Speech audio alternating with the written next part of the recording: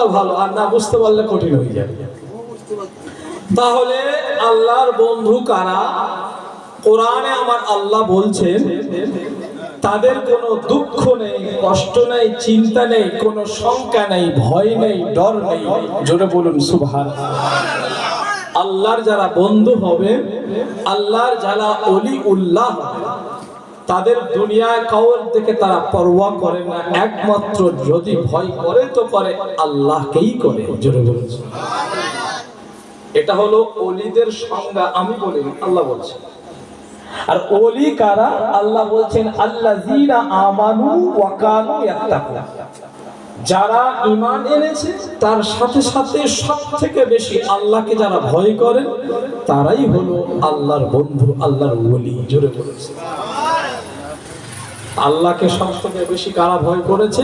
আল্লাহর পরে নবী আলাইহিস সালাম, ঠিক কি না? হ্যাঁ, নবীয়িন, সিদ্দিকিন, শুহাদা, সালিহ। কটা শ্রেণীর? চারটি। নবীয়িন, সিদ্দিকিন, শুহাদা, সালিহিন। চারটি না? আল্লাহ এদের সম্পর্কে কোরআনে জিকির করেছে, মিনান নবীয়িন ওয়াস সিদ্দিকিন ওয়াস শুহাদা ওয়াস সালিহিন। আমরা সূরা ফাতিহা পড়ি, নামাজে পড়ি না? প্রত্যেক নামাজে পড়ি না সূরা ফাতিহা? এখানে একটা কথা আছে, দেখেন, সিরাতাল লাযীনা আনআমতা আলাইহিম আছে না? তার আগে আছে কি ইহদিনাস সিরাতাল মুস্তাকিম। এর অর্থটা কি? হে আল্লাহ, আমাকে বা আমাদেরকে সহজ সরল রাস্তায় চালাও, সিরাতাল মুস্তাকিম। তারপরে আল্লাহ কি বলছেন? আমাদেরকে শেখাচ্ছেন আল্লাহ সিরাতাল লাযীনা আনআমতা আলাইহিম। আল্লাহ আমাদেরকে শেখাচ্ছেন, আল্লাহ বলছেন বান্দা কোন সহজ সরল রাস্তায় তুমি চলতে চাও? তখন আমরা কি বলি?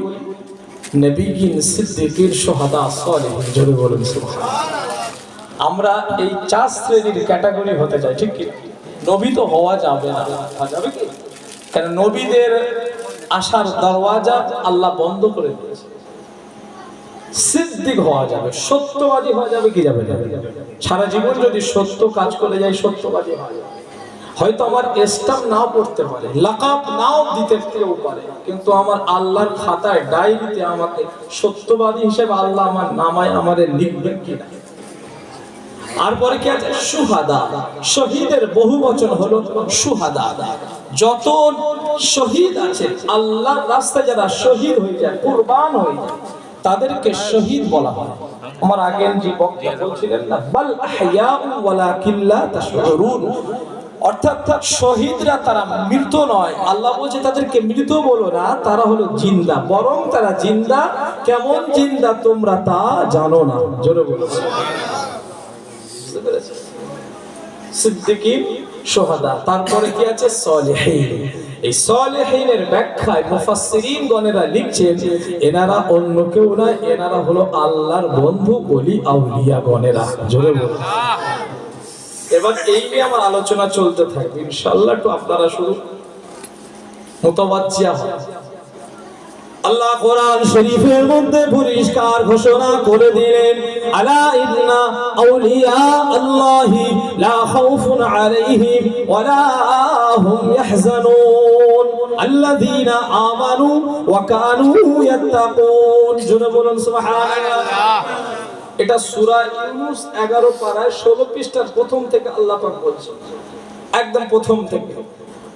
আলা ইন্না আউলিয়া আল্লাহ, যারা আল্লাহর বন্ধু হয়ে যায়, আল্লাহ যারা দোস্ত হয়ে যায়, আল্লাহ যারা প্রেমিক হয়ে যায়, আল্লাহ যারা মাহবুব হয়ে যায়, আমার আল্লাহ তাদের সম্পর্কে বলছেন আলা ইন্না আউলিয়া আল্লাহি লা খাউফুন আলাইহিম, তাদের কোনো ভয় নাই, তাদের কোনো দুঃখ নাই, তাদের কোনো শঙ্কা নাই, ওয়ালা হুম ইয়াহজানুন, তাদের কোনো দুঃখ নাই, তাদের কোনো ভয় নাই। আল্লাহ পাক তাদের সম্পর্কে বললেন আল্লাযীনা আমানু ওয়া কানু ইয়াত্তাকুন, যারা আমি আল্লাহর ওলি, আমি আল্লাহ যারা বন্ধু, তারা কারা?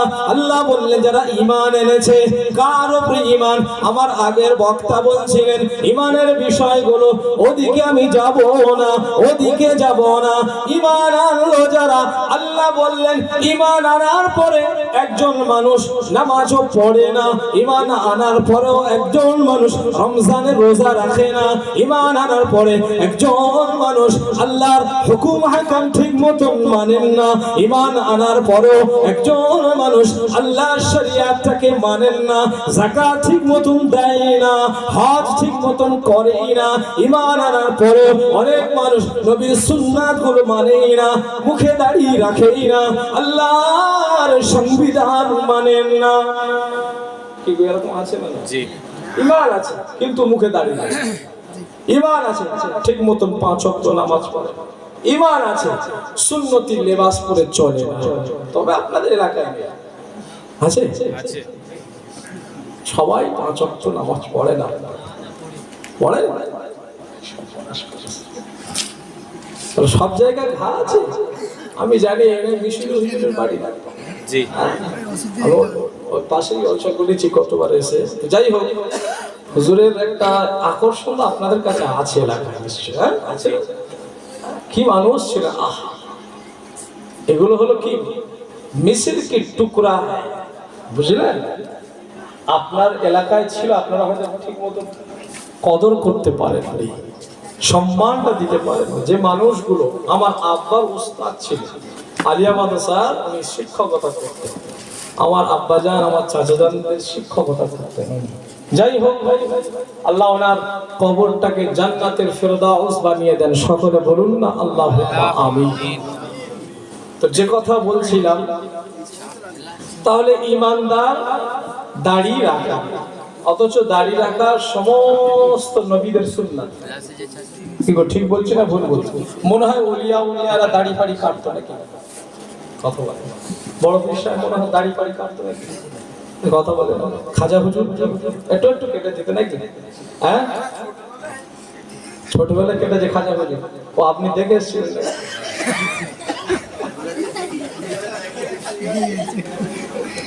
খাজা হুজুর ছোটবেলায় দাড়ি ফাড়ি কেটেছিল। যাই হোক, ওনাদের হিস্ট্রি বলবো, একটু বললে আপনার মাথা খারাপ হবে। জানেন আপনার? হ্যাঁ, বুঝতে পেরেছি। খাজা হুজুর রহমাতুল্লাহ আলাইহি, খাজা মুঈনুদ্দিন চিশতি আজমিরি সঞ্জারি, যিনি হিন্দুস্তানের বাদশা বলা, হুজুর ছোটবেলা থেকে আব্বাজান ইন্তেকাল, আম্মাজান মাদ্রাসায় পড়তে দেয়, হাদিস কোরআন ইজমা কিয়াস সারা শরিয়াত, বড় ফকিহ হলেন, হাফেজ কোরআন হলেন। আব্বাজানের রেখে যাওয়া একটা খাজুরের বাগান ছিল, মা ছেলের পড়ানোর জন্য খাজুরের বাগানটা ওটাকে বিক্রি করে ছেলেকে পয়সা দিয়ে মাদ্রাসায় পড়ায়। আব্বাজানের নাম খাজা গিয়াসউদ্দিন। খাজা হুজুর আব্বাজানের নাম কি? খাজা গিয়াসউদ্দিন। বললেন বলে বলছি, পড়াশোনা করতে করতে এক পর্যায়ে তিনি এমন একটা জজবায় চলে আসলেন, এমন একটা হালাত চলে আসে। আমাদের এক একটা সময় এক একটা হালাত আসে, দেখবেন আমরা যখন ছোটবেলা থেকে দেখবেন একটা খেলার জগৎ থাকে, আমাদের খেলতে মনে যায়। আবার যখন দেখবেন একটু যৌবন কাল এসে যায়, তখন দেখবেন নারীরা পুরুষদের উপরে আকৃষ্ট, আর পুরুষরা নারীদের উপরে আকৃষ্ট হয়ে যায়। এটা একটা হালাত চলেই আসে, ঠিক কি না? একটু যখন বড় হয়ে যাবেন তখন দেখবেন মনে হয় যেন সংসার টংসার করলে ভালো হয়, বাচ্চা কাচ্চা হলে যেন ভালো হয়, বিয়ে শাদী করে, এরকম একটা হালাত চলে আসে। একটু প্রাপ্তবয়স্ক হলে একটু যেন মনে হয় একটা নাতি থাকলে, হ্যাঁ একটা পোতা থাকলে তাদের নিয়ে আদর করতাম, খেলতাম, ঘুরতাম, এই হালাত চলে আসে। আর বার্ধক্য হয়ে গেলে দেখবেন তখন চিন্তা হয়, হায় হায় সারা জীবনটা কি করলাম, কোথায় কাটালাম, বন্ধু বান্ধব ছেলে মেয়ে বিয়ে বাচ্চার পিছনে কাটে, আমার কি হবে? আফসোস করে বালিশে মাথায় দিয়ে চুপচাপ থাকে, পানিগুলো টুসে টুসে পড়ে যায়। কি করব, সময় হয়ে এসছে, বয়স হয়ে গেলে এগুলো ভাবলে চিন্তা করলে কিছু কিছু মানুষের দেখবেন বালিশে মাথা দেয় না আর চোখ থেকে পানির টুসা বেরিয়ে আসে। কি করলাম, সারা জীবনটা শেষ করেই গেলাম। এই হালাতগুলো চলে আসে। তো খাজা হুজুর রহমাতুল্লাহ আলাইহি যখন কোরআন হাদিস সারা শরিয়াতের সমস্ত বিষয়ের উপরে তিনি দক্ষতা অর্জন করে যখন তিনি এই হালাত চলে আসলো যে আমাকে আল্লাহ হাসিল করতে হবে, কি করতে হবে? আপনাদের সকলের মনে হয় আল্লাহ হাসিল আছে নাকি? আছে তো? কার আছে একটু হাত তোলেন তো দেখি, যে আমার আল্লাহ হাসিল হয়ে গেছে। হ্যাঁ, আল্লাহ হাসিল। মানে আমি আল্লাহকে বলবো, আমার আল্লাহ কথা সব শুনেলেন, আর আমি যেভাবে চললো আমাকে আল্লাহ সেইভাবেই চালায়। মানে আল্লাহর সঙ্গে যে কথা ফোনের মধ্যে কথা নেই, হলে হলে করি আমরা। অনেক সময় কি হয়, বন্ধু বান্ধবের সঙ্গে বলে চলে আয় মার্কেটে, চলে আয় নদীর ধারে, চলে আয় পার্কে, হয় না? সঙ্গে সঙ্গে একদম কুইক, যা বলবো তাই। সে এখন দেখেন অনলাইনে সব কি উঠেছে, ফ্লিপকার্ট, একদিনের মধ্যে দুদিনের মধ্যে অর্ডার করলেই চলে আসে না? কিন্তু এমন একটা হালাত হয়ে যাবে যখন আপনি এইভাবে আল্লাহর সঙ্গে অন্তরের সঙ্গে কথা হবে, অটোমেটিক আপনার সেই কাজগুলো আপনি যা আল্লাহর কাছে বলবেন সেগুলো আল্লাহ কবুল করে নেবেন। আপনার অন্তরের চোখ তখন খুলে যাবে। তখন আপনি চোখ বন্ধ করে কাশফুল কবুল করলে আপনি দেখতে পাবেন সারা পৃথিবী, জমিন আসমান সবকিছু দেখতে পাবেন, আপনার সামনে আল্লাহ ওপেন করে দেবেন। এটা তাসাউফ লাইনে কথা বললাম, এগুলো আমল করতে, যেহেতু বড় পীর সাহেবের নামে জলসা, তাই কথাগুলো বলছি। বুঝতে পারছেন? সব আছে, কোরআন হাদিস আছে, কিয়ার মধ্যে আছে। আমি সংক্ষেপ করলাম যেটা বলছিলাম। খাজা হুজুর রহমাতুল্লাহ আলাইহি চলে গেলেন খুঁজতে খুঁজতে, আল্লাহ হাসিল করব কোথায়? হারুন একটা বলে জায়গা আছে, উসমান হারুনির দরবারে চলে গেলেন। উসমান হারুনের দরবারে গিয়ে অনেক কথা আমি সংক্ষেপে আপনারা জানেন। সেখানে গিয়ে তিনি মোরাকাবায় বসে গেলেন। উসমান হারুন হুজুর বললেন, বাবা পড়ো সূরা ফাতিহা, সূরা ইখলাস, সূরা দরুদ শরীফ পড়ো। হুজুর পড়লেন, পড়ে হুজুর কি করে তাওয়াজ্জু দিলেন উসমান হারুনি রহমাতুল্লাহ আলাইহি খাজা হুজুরকে। যেমনি তাওয়াজ্জু দিলেন হুজুরের কলবটা জারি হয়ে গেল। বলে, বাবা চোখ বন্ধ করো। খাজা হুজুর চোখ বন্ধ করে আছেন। উসমান হারুনি হুজুর বলছেন, বাবা কি দেখতে পাচ্ছ? হুজুর আমি আমার অন্তরের চোখ আল্লাহ খুলে দিয়েছেন। জোরে বলো সুবহানাল্লাহ। আমি আমার অন্তরের চোখ দিয়ে আমি সাত আসমান ভেদ করে সিদরাতুল মুনতাহা দেখতে পাচ্ছি। জোরে বলো সুবহানাল্লাহ। আমি আমার অন্তরের চোখ দিয়ে আমি খাজা মুঈনুদ্দিন চিশতি আমার সাত জমিন সেক্টর তাহতা সাররা, সাত জমিনের তলা পর্যন্ত আমাকে আল্লাহ দেখাচ্ছেন। জোরে বলেন সুবহানাল্লাহ। পূর্ব থেকে পশ্চিম, উত্তর থেকে দক্ষিণ আমার আল্লাহ আমার সব দেখাচ্ছেন। জোরে বলেন সুবহানাল্লাহ। কে দেখানোর মালিক? কে? আল্লাহ। আল্লাহ। তো কথা হলো, তার ছোটবেলায় তাদের যত মনীষী আছে পৃথিবীতে দেখবে যারা বড় হয়েছে, তাদের ছোটবেলার ব্যাকগ্রাউন্ডটা দেখবেন তারা নিশ্চয়ই তারা মেহনতি ছিল। আমার আপনার মধ্যে ফাঁকিবাজ ছিল, বুঝলেন? যুবকেরা, তরুণেরা, বড় হিসাবে কথা বলবো। আমি আপনাদের সম্মুখে কোরআনুল কারীম তেলাওয়াত করেছিলাম। ওই কোরআনুল কারীমে আমার আল্লাহ কি বললেন? বিসমিল্লাহির রহমানির রহিম, আলা ইন্না আউলিয়া আল্লাহি লা খাউফুন আলাইহিম ওয়ালা হুম ইয়াহজানুন আল্লাযীনা আমানু ওয়া কানু ইয়াত্তাকুন। যারা বলেন সুবহানাল্লাহ। আল্লাহ পাক কি বললেন? আল্লাহ পাক পরিষ্কার করে ঘোষণা করে দিলেন, ও আমার বান্দা বান্দীরা, তোমরা বেশি বেশি আমি আল্লাহকে তোমরা ভয় করবে। তোমরা যত বেশি আমি আল্লাহকে ভয় করবে, আমি আল্লাহ ততই তোমাদের উপরে খুশি হয়ে যাব। একটু আগে বলছিলাম না, ইমানদার দাড়ি কাটে, ইমানদার বেনামাজ আছে না নাই গো? ইমানদার মিথ্যা কথা বলে, ইমানদার চিটিংবাজি করে, ইমানদার একটু ঘুষ খায়। তবে আপনাদের এলাকায় সব ফেরেশতা। ও ইমানদার এই সব কাজগুলো করে থাকেন কি থাকেন না? এদিকে বলে আল্লাহকে মানিস, হ্যাঁ মানি, রসুলকে মানিস, হ্যাঁ মানি, কোরআনকে মানিস, হ্যাঁ মানি, আখিরাতকে বিশ্বাস করিস, হ্যাঁ করি। ঘুষ খাস কেন? মিথ্যা কথা বলিস কেন? ওজন কম দিস কেন? চিটিংবাজি করিস কেন? উত্তর আছে, ইমানদার এই কাজগুলো করে থাকে কিন্তু আল্লাহ আল্লাহ রসুলকে বিশ্বাস করে। সব ইমানদার কিন্তু মুসলমান। কি বললাম? সব ইমানদার মুসলমান। আমরা এখানে সব মুসলমান তো? আমি বলছি না, আমি বলি না, আল্লাহ বলছে। আল্লাহ বলছে, আমি বলছি করে না। সবাই এখানে কিন্তু আমরা মুসলমান না, সবাই কিন্তু ইমানদার হতে পারে, আবার সবাই ইমানদার নাও হতে পারি। আবার অনেকে আবার আছে মুসলমান হয়ে আছে, ব্যাখ্যা আছে। আমি টুকটুক করে বলে যাচ্ছি, শুধু ঠান্ডা মাথায় শুনে নেন। আল্লাহ কোরআনে বলছেন, ইয়া আইয়ুহাল্লাযীনা আমানুত্তাকুল্লাহ হাক্কা তুকাতিহি ওয়া লা তামুতুন্না ইল্লা ওয়া আনতুম মুসলিমুন। জোরে বলুন সুবহানাল্লাহ। আল্লাহ প্রথম কি বললেন? ইয়া আইয়ুহাল্লাযীনা আমানু, হে ঈমানওয়ালো, হে বিশ্বাসী বান্দা বান্দীরা, আমি আল্লাহ, আমাকে যারা বিশ্বাস করো, যাদের মধ্যে ঈমান আছে, ইত্তাকুল্লাহ, আমি আল্লাহকে তোমরা ভয় করো, হাক্কা তুকাতিহি ওয়া লা তামুতুন্না, অতক্ষণ পর্যন্ত মউত যেও না, অর্থাৎ মউতের দোয়া, মউতের আকাঙ্ক্ষা আমার কাছে করো না। আমরা কথায় কথায় বলি, ছেলেরা একটু ডিস্টার্ব করলে, কষ্ট দিলে, মারা বলে, আল্লাহ কেন এই ছেলেকে যে আমার মৃত্যু দেয় না কেন? বলেন, মা বোনেরা বলে থাকে কথায় কথায়, আল্লাহ আমাদের কেন তুলে নেয় না, এ জান জ্বালাচ্ছে। অনেকে স্বামীর অত্যাচার এই কথাগুলো বলে, এত অত্যাচার করে, ওই যে আছে না লাল পানি নীল পানি খেয়ে ওকেশনে, ঈদের সময়, ওই পুজোর সময় খেয়ে এসে ইচ্ছা মতন পিটিয়ে দিল খান্ডে বালিশের মতো দিয়ে, ব্যাস স্ত্রী কাঁদছে, তখন বলেই ফেলে যে আল্লাহ আমাকে তুলে না, এর হাত থেকে আর বাঁচতে পারছি, খুব কষ্ট হচ্ছে। কিন্তু অনেক স্বামী স্ত্রীরা বলে না।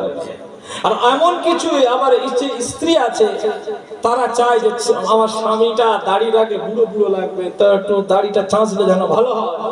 স্বামী চাইছে যে আমি দাড়ি রাখি, একটু নামাজ টামাজ পড়ি, আমার বোনেরা বলবে যে তোর বরে তাড়াতাড়ি বুড়ো হয়ে গেছে, তুই দাড়ি রাখিস, তোর বর তুই বুড়ো বুড়ো লাগবে। অনেক বউরা চায় না যে স্বামী দাড়ি রাখে, তবে আপনাদের বউরা সব ভালো হয়, আপনারা দাড়ি লাগলে কিচ্ছু বলবে বলবে। আবার অনেক এরকম আছে, স্বামীরা একটু দাড়িটা সাদা হয়ে গেছে, তো বুড়ো বুড়ো লাগছে, কালো কত রংটা উঠেছে, লালটা উঠেছে, ওইগুলো লাগাও, হয় না? অনেকে কি করে বেচারা, এই চাপ আছে, কোথায় অন্দরমহলের চাপ আছে, কি করবে লাস্টে বেচারা একটু কলপ করে, কালো কলপ করে না, এই কি হ্যাঁ কিনা বলে না, তো কেউ লাল টাল করে, আবার একজন এমন লাল করে যেন মনে হয় যে একটু তরকারি ঝোল মিশিয়েছে। হ্যাঁ, কি আশ্চর্য এগুলো বাড়াবাড়ি। হ্যাঁ, রাসূলুল্লাহ সাল্লাল্লাহু আলাইহি ওয়াসাল্লামের জামানায় সাহাবীরা কলপ করতেন। ইজখির বলে একটা ঘাস পাওয়া যেত তৎকালীন যুগে, নবী পাকের জামানায় ওই ঘাসটাকে ওরা গুঁড়ো করে এইভাবে বেটে ওরা দাড়িতে লাগাতেন আল্লাহ নবী সাহাবারা আজমাইন বলেন রাদিয়াল্লাহু তাআলা আনহু।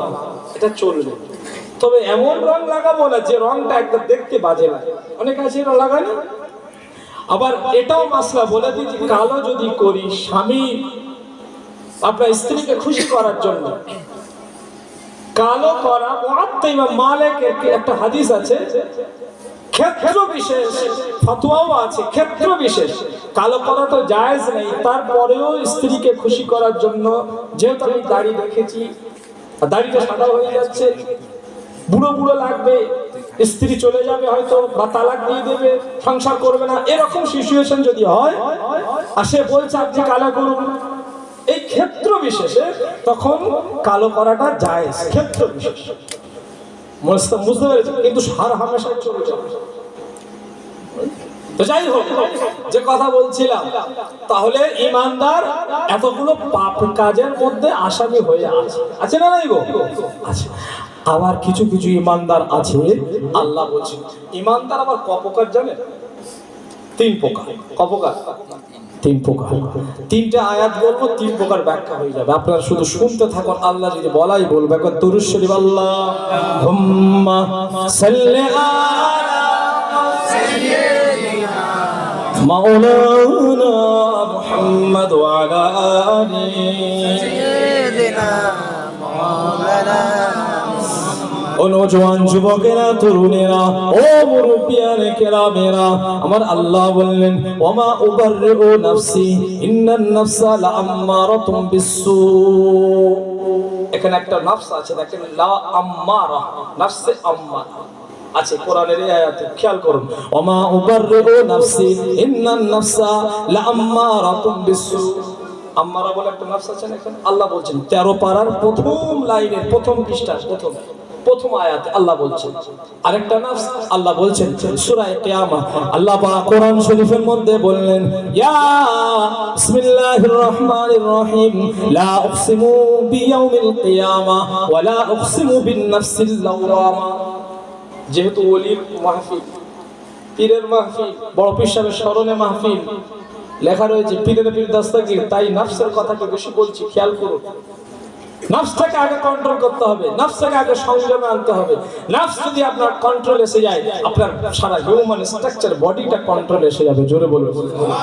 আর নফস যদি খারাপ হয়ে যায়, নফস যদি পাপে ভরে যায়, নফস যদি কালিতে ভরে যায়, অন্তরটা যদি কালিতে ভরে যায়, আপনার মধ্যে ঈমান থাকলেও দেখবেন জিনা হবে, আপনার মধ্যে থেকে জুয়া চলে আসবে।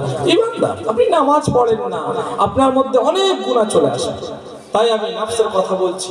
আরেকটা নফস আল্লাহ কোরআন শরীফের মধ্যে বলছেন, বিসমিল্লাহির রহমানির রহিম, ইয়া আইয়াতুহান নাফসুল মুতমাইন্নাহ। আছে না সূরা ফজরে 30 পারা। তিনটে নফসের কথা আমি বললাম। একটা নফসের 13 পারায় সূরা ইউসুফের ভিতরে আল্লাহ বললেন, ওমা উবাররিউ নাফসি ইন্নান নাফসা লাআম্মারাতুম বিসসুই ইল্লা মা রাহিমা রাব্বি ইন্না রাব্বি গফুরুর রহিম। সূরা ইউসুফ 13 নম্বর পারা প্রথম নম্বর আয়াতে আল্লাহ পাক বললেন। দ্বিতীয় নফসের কথা আমার আল্লাহ পাক সূরা কিয়ামায় 29 পারা সূরা কিয়ামাত আল্লাহ বললেন, বিসমিল্লাহির রহমানির রহিম, লা উকসিমু বিয়াউমিল কিয়ামা ওয়া লা উকসিমু বিন নাফসিল লাওয়ামা। জোরে বলুন আমার আল্লাহ পাক তৃতীয় নফসের কথা আল্লাহ সূরা ফজরে 30 পারায় বললেন, ইয়া আইয়াতুহান নাফসুল মুতমাইন্নাহ ইরজিই ইলা রাব্বিকি রাদিয়াতাম মারদিয়া ফাদখুলি ফি ইবাদি ওয়াদখুলি জান্নাতি। জোরে বলে ও একটু আগে যে কথা বলছিলাম, নামাজ পড়ি না অথচ ঈমানদার, রোজা ঠিক মতন রাখি না অথচ ঈমানদার, আমরা অনেক সময় মিথ্যা কথা বলি, আবার বলি আমি ঈমানদার। এই ঈমানদারের কোন নফসটা রয়েছে আল্লাহ পাক পরিষ্কার করে ঘোষণা করে দিলেন, ওই নফসটা অন্য কোন নফস না, যে নফসটা সারাক্ষণ সারা জীবন পাপ আর পাপে লাগিয়ে রাখে। কিছু মানুষ আছে দেখবেন নামাজ পড়তে ভালো লাগে না অথচ মুসলমান, রোজা রাখতে ভালো লাগে না, সত্যর সঙ্গে ঘুরতে ভালো লাগে না, ভালো ভালো আল্লাহর ওলিদের সোহবতে যেতে ভালো লাগে না, আলেম ওলামাদের সোহবতে যেতে ভালো লাগে না, কোরআন হাদিস পড়তে শুনতে ভালো লাগে না, এই মাহফিলে বসতেই ভালো লাগে না, খালি তাদের মধ্যে পাপ আর পাপ চিন্তাটা খালি ওইটাই তাদের ভিতরে ঘুরে। এরকম কিছু সমাজে ছেলেরা মেয়েরা বুড়ো বুড়ি আছে না? না, আল্লাহ বলছেন এদের মধ্যে ওই নফসটা রয়েছে যে নফসটার কথা আল্লাহ 13 পারায় বলেছেন, নফসে কি আম্মারা, খালি খারাপের দিকে তাদের আকর্ষণ। এবার আমি আপনি কোন নফসের ক্যাটাগরি, আমি আপনি এখানে বসে অ্যানালাইসিস করি, আমরা সার্চ করি, সমীক্ষা করি, বুঝে আসলে আমি কোন ক্যাটাগরি, তিনটার মধ্যে কোনটায় আছি। তাহলে একটার কথা বলে দিলাম সংক্ষেপে। আরেকটা নফস লা উকসিমু বিয়াউমিল কিয়ামা ওয়া লা উকসিমু বিন নাফসিল লাওয়ামা। এমন কিছু মানুষ আছে ওয়াজ মাসজিদ দিলে, ওয়াজ নসিহত দিলে, মাহফিল দিলে, এখানে বসে বসে আল্লাহ আল্লাহ রাসূলের কথা শুনে, আজান হলে নামাজ পড়তে যায়, আবার মেলা হলে সেখানেও চলে যায়, নামাজও পড়ছে মেলায় যাচ্ছে। সামনে কিসের মেলা গো?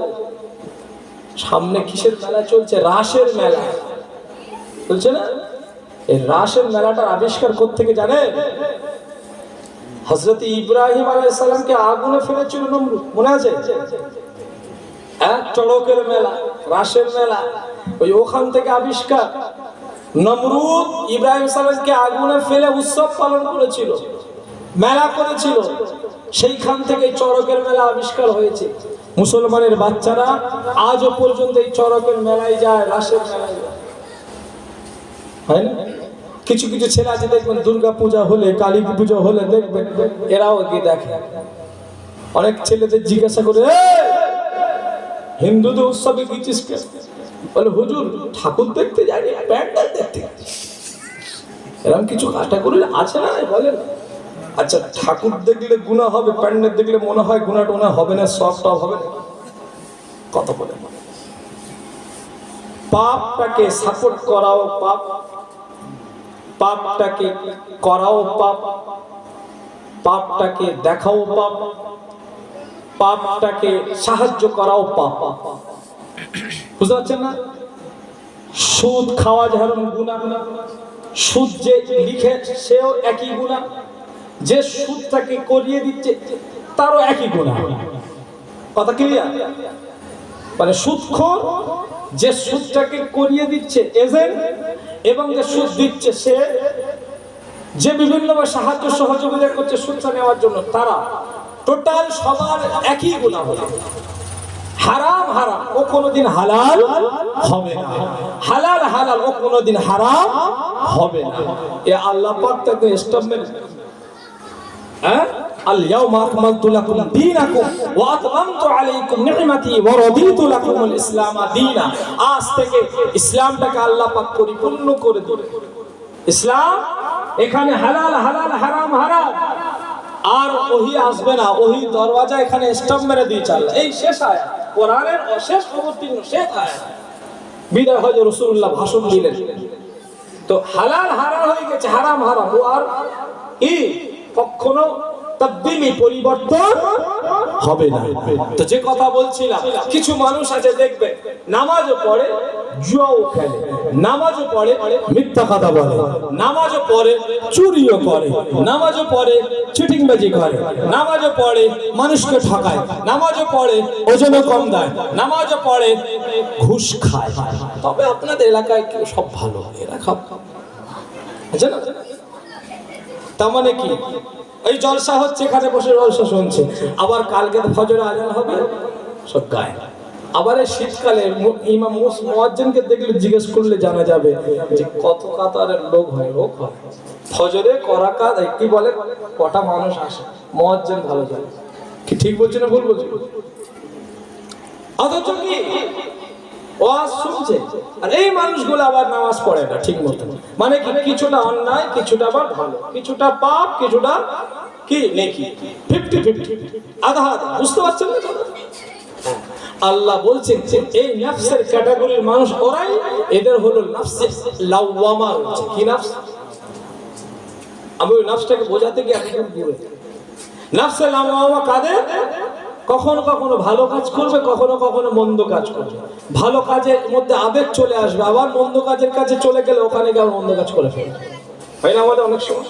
আমি তাস খেলি না, তাস খেলছে, নামাজ পড়ে চাচা বেরিয়েছে সকালবেলা তাস খেলতেছে, চাচারা করে হাত বেড়ে দেখতেছে। এদিকে কি আল্লাহর কাছে বলে এসছে, আল্লাহ তোমারই ইবাদত করি, তোমার কাছে সাহায্য চাই, আর ইহদিনাস সিরাতাল মুস্তাকিম, সোজা রাস্তায় চালা। ও চাচা এখানে পড়ে এসছে মসজিদে, সবে একদম টাটকা, এখানে সকালবেলা সব ফিরতেছে, ও চাচা দেখে দেখে দেখতে চা খাচ্ছে, দেখতে কি করতে, ঠিক করছে না ভুল করছে, ভুল হলে হয়তো যদি বলে। তার মানে কি, ভালো কিছুটা মন্দ, কিছুটা ভালো কিছুটা মন্দ, 50-50। আল্লাহ বলছে এই নফসের ক্যাটাগরি কারা? ওরা হলো নফসে লাওয়ামা। বুঝেন? নফসে লাওয়ামা আমরা সবাই, কিন্তু ঠিক কিনা বলেন? হ্যাঁ, মানে আমাদের অর্ধেক অর্ধেক হয়ে গেছে না, কখনো ভালো কখনো মন্দ, কখনো ঠিক কখনো বেঠিক করে ফেলি, তাই না? তাহলে আমাদের কাজ কি? আমাদের কাজ হলো বেশি বেশি তওবা। কি করা? এগো ভুল হলে কি করতে হবে? ক্ষমা চাইতে। বুঝতে পারছেন?